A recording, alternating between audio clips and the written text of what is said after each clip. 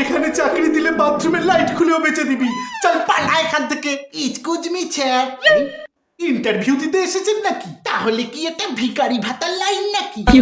দেখবি তোকে এখান থেকে তাড়া করবো। মাথা ঠিক আছে তো?